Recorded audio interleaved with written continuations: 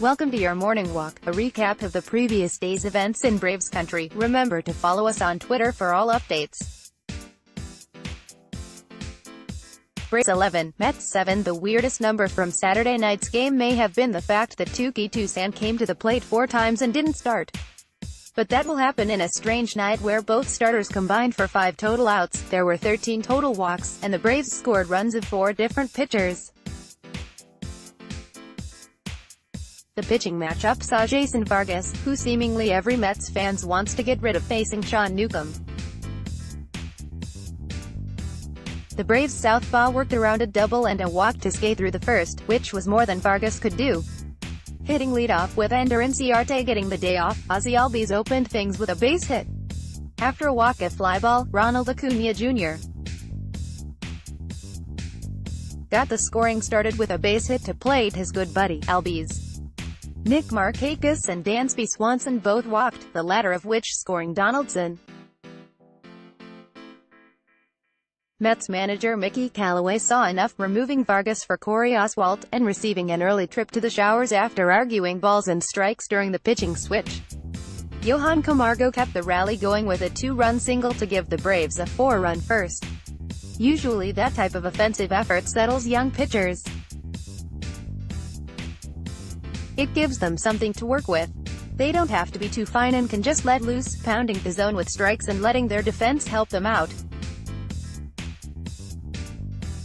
But Sean Newcomb is not an usual young pitcher. He went 3-0 on the first batter he saw in the second before giving up a base hit.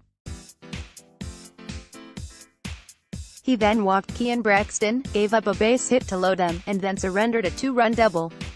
After a sacrifice fly and a single, his day was over with the score tied at 4. Touki, who replaced Kyle Wright on the roster earlier that day, got out of the rally. The crazy game took another turn the following inning. With 1 out, Albies walked. Josh Donaldson hit a long double before Freddie Freeman plated a run on a knuckler he sent up the middle that deflected off Amed Rosario's glove at shortstop. Acuna Jr. chased home Donaldson before Markakis doubled in Freeman. Atlanta would add on to their 4-run lead in the fourth when Nick Markakis hammered a bomb into the chop house in right field. A bloop single by Dansby Swanson that plated Freeman and Donaldson's first homer closed off the scoring for the Braves. Touki did what Newcomb couldn't and saved the bullpen in a major way. He went 6 innings, allowed 4 hits, an unearned run, walked a pair, and struck out 7. I'm sure he didn't think he would throw 85 pitches out of the bullpen when he got the call from Gwinnett, where he had been scheduled to start. But he handled it extremely well and even picked off Juan Lagares at second base. The Mets got closer in the 9th off Chad Touki, but the tall righty retired the final 5 batters to preserve the win. His struggles did prompt the Braves to warm up Arodys Vizcaino. We'll have to see if that affects Vizcaino's availability tomorrow should he be needed. Top of the lineup visits. Job RBI opportunities have been few and far between for Freddie Freeman, who actually failed in a couple of opportunities with runners in scoring position Saturday. He also picked up his 7th RBI with a single. But in a change from our regularly scheduled broadcast, Freeman actually got multiple opportunities with runners on. Both Ozzie Albies and Josh Donaldson were on base 4 times each and accounted for 5 runs scored of the Braves' 11 runs. Perhaps Brian Snitker will rethink his lineup now. He's already been willing to move Dansby Swanson up to 6th in the order after his hot start, so he might be flexible to let Albies stay in the leadoff spot for now. Ender Inciarte, who played 2 innings as a defensive replacement, has struggled tremendously so far and is notorious for slow starts. Touki to stay. When spring camp opened up, many, including yours truly, had Touki at the top of the depth chart for the 5th starter. And then things happened and Touki found himself on the outside looking in as other righties like Bryce Wilson and Kyle Wright started during opening weekend. But Touki could be here to stay after his outing Saturday night. It's no secret that for everything that is good about Newcomb, the control issues continue to plague him. Hitters hit only .233 against Newcomb last year, but there's that small little thing about walking the third most batters in the National League last year. And while the rebuilding Braves could wait for Mike Foltynewicz to figure it out, how much of a leash can they give Newcomb as they try to compete this season in what is shaping up to be a rough NL East? And how can they say they are trying to compete and demote Toussaint after the outing he had? The Braves hope to get Mike Foltynewicz back next week after he makes one more rehab start on Monday. That lines him up to return on 4/20, which I hear is a holiday for some. At that point, he'll join Julio Teheran, Kevin Gausman, Max Friend, and someone. That someone was expected to be Newcomb. But the former first-rounder has made 52 starts in the majors and still seems like he'll need another 50 to really flash the talent many believe he has. I'm not saying you give him on him, or Wright, or Wilson, but just like those two righties, it might be time to let Newcomb work in a lower-pressure setting like Gwinnett. Minor league rundown: GWI 3-2 loss at Louisville. Andres Santiago was the beneficiary of Toussaint getting called up and allowed 3 runs, 2 earned, over 2.2 innings. He took the loss. Rafael Ortega continues to pound the ball, hitting his 3rd homer and is up to .368 on the year. Austin Riley got the other RBI, but is still under .200 on the early campaign.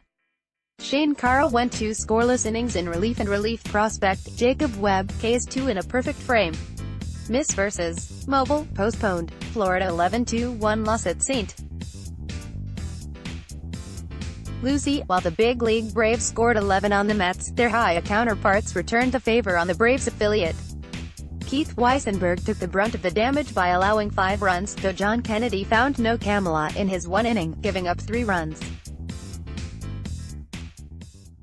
Florida managed just 5 hits with Riley on row picking up a pair and scoring their only run. Rome 6-5 loss vs.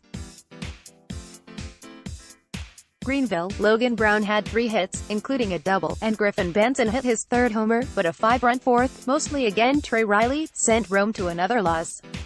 Brown, a four-star catcher with a near .500 batting average, did leave during the game, so we'll have to keep an eye on that. Benson, a first baseman who has always looked the part of a masher, hit just 5 homers in his first 130 games. Yesterday was his 8th game of 2019 and he already has 3. Also want to keep an eye on that as the season progresses. Final swings. Brian McCann looks like he'll be ready to return on Wednesday, making the hamstring scare he had last week quite minor. Alex Jackson would return to the minors when McCann is activated.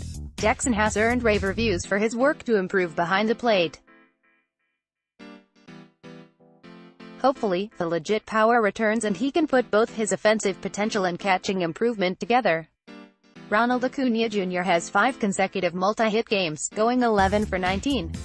He's now hitting .300, .417, .660 and no one else has brought up the increased pressure from his contract extension.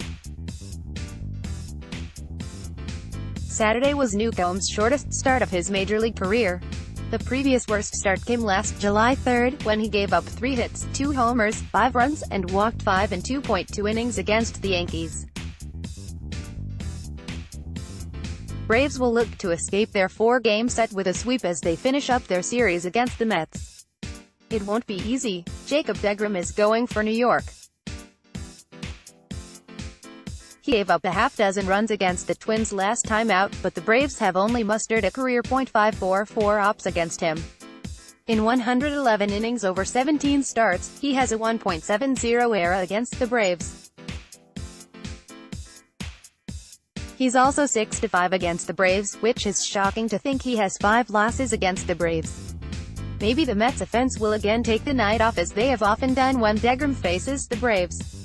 Going for Atlanta will be Julio Teheran.